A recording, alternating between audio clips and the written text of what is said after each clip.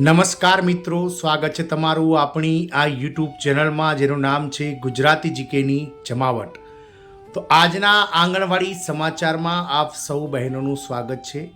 આજના આંગણવાડી સમાચારમાં આપણે જાણીશું કે આ રાજ્ય સરકાર દ્વારા રાજ્યના મહિલા અને બાળ વિકાસ વિભાગના નેજા હેઠળ ICDS પ્રોજેક્ટમાં કામ કરતા રાજ્યના 511 જેટલા આંગણવાડી કાર્યકરોને કામમાં બેદરકારી દાખવવા બદલ મિત્રો તેમની સેવા સમાપ્તિની નોટિસો જારી કરવામાં આવી છે।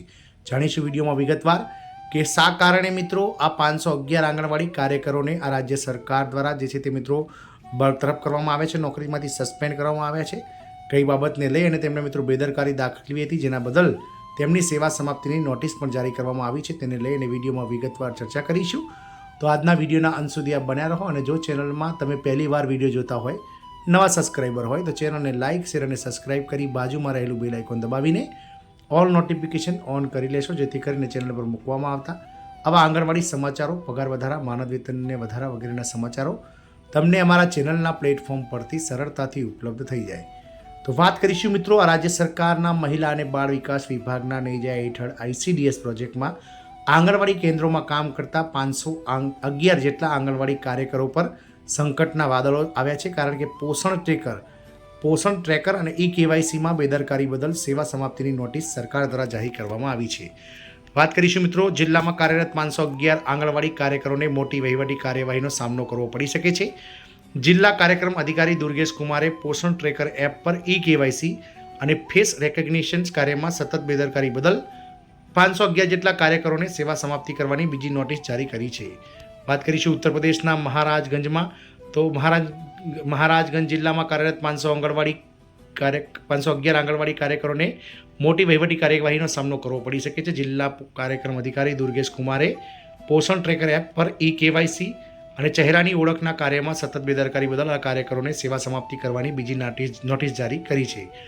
ભારત સરકારની ન્યુટ્રિશન ટ્રેકર સિસ્ટમ હેઠળ 6 મહિનાથી 6 વર્ષની વયના બાળકો અને ગર્ભવતી સ્તનપાન કરાવતી માતાઓને પારદર્શિકતા સાથે ઘરે લઈ જવાની રાશન યોજનાનો લાભ મળે તે સુનિશ્ચિત કરવા માટે 100% KYC અને ફેસ રિકોગ્નિશન એટલે કે ચહેરાની ઓળખ ફરજિયાત બનાવવામાં આવી છે।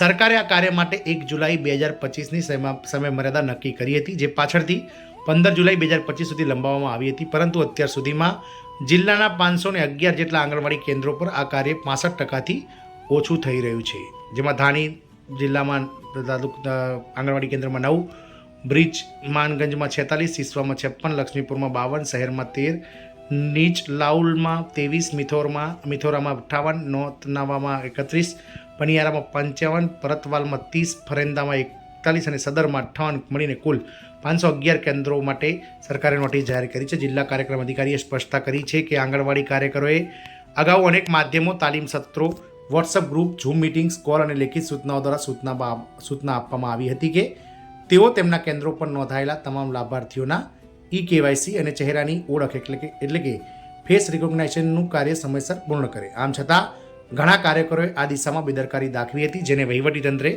ખૂબ જ ગંભીરતાથી લીધું છે। તેમણે કહ્યું હતું કે વારંવાર સૂચનાઓ છતાં જે કામદારોએ અપેક્ષિત કામ કર્યું ન હતું તેમને હવે તેમની છેલ્લી તક આપવામાં આવી છે।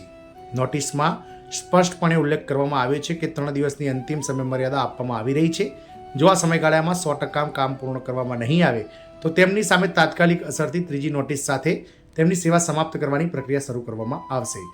વહીવટીતંત્રે એવો પણ સંકેત આપ્યો છે કે હવે કોઈપણ પ્રકારની શિથિલતા કે બહાના સહન કરવામાં આવશે નહીં। આ ચેતવણી જિલ્લાભરના તમામ કામદારો માટે એક મજબૂત સંદેશ છે કે સરકારી કામોમાં અને સરકારી યોજનાના અમલીકરણમાં બેદરકારી સહન કરવામાં આવશે નહીં। આમ ઉત્તર પ્રદેશના મહારાજગંજમાં 511 આંગણવાડી કાર્યકરોને પોષણ ટ્રેકર KYCમાં બેદરકારી બદલ જેથી તે બરતરફ કરવાની છેલ્લી નોટિસ પણ જારી કરવામાં આવી શકે છે। જય હિન્દ, અસ્તુ।